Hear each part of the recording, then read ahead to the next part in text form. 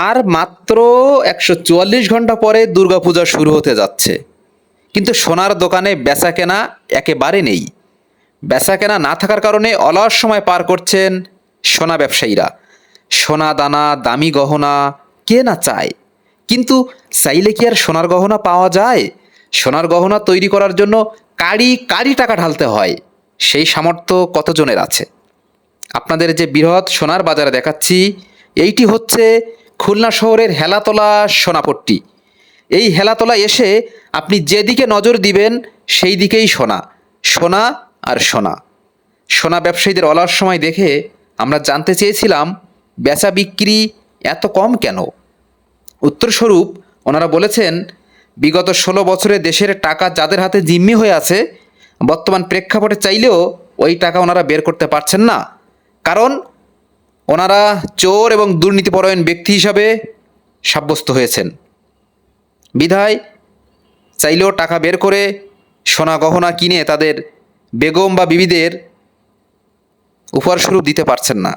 এবং দুই একজন যারা আসেন স্বাদ ও শখ মেটানোর জন্য, তারাও আকাশ ছোঁয়া দাম শুনে পিছু হটেন। দর্শক, এই হচ্ছে হেলাতলা সোনাপট্টির বাস্তবতা। তবে আমরা আশা রাখি অচিরেই আমাদের অর্থনীতি আরও সমৃদ্ধি হবে। এই মন্দা ভাব কাটিয়ে আমরা একটি সুষ্ঠু বাণিজ্যে ফিরে আসব। আমরা সবাই আবার সোনাপট্টি যাব, সোনা কিনবো, কানের দুল কিনবো, গলার সোনার চেইন কিনবো, হাতের সোনার ব্রেসলেট কিনবো, সোনার আংটি কিনবো এবং আমাদের পছন্দের মানুষ যারা আছেন, আমাদের আত্মীয় স্বজন আছেন, সবাইকে আমরা উপহার দিব, এমনটা আশা এবং প্রত্যাশা আমরা রাখছি। এবং হেলাতলা সোনাপট্টিতে সার্বক্ষণিক নিরাপত্তার দায়িত্বে নিয়োজিত আছেন বাংলাদেশ পুলিশ। নিরাপত্তার এক চুলো ঘাটতি কিন্তু সেখানে নেই, শুধু ঘাটতি আছে কাস্টমারের। দোকানদারদের মন্তব্য হচ্ছে এমন, সকালে এসে দোকান খুলছি এবং সন্ধ্যায় বন্ধ করে চলে যাচ্ছি, সারাদিনে বেচা কেনার কোনো নামই নেই।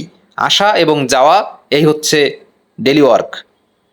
তো যাই হোক, অনেক কথা বললাম সোনা গহনা নিয়ে। আপনাদের যাদের সামর্থ্য আছে অবশ্যই খুলনার হেলাতলাতে যাবেন এবং সোনার গহনা কিনবেন, আপনাদের পছন্দের মানুষকে সোনা গহনা উপহার দিবেন। আজকে এই পর্যন্তই রাখছি।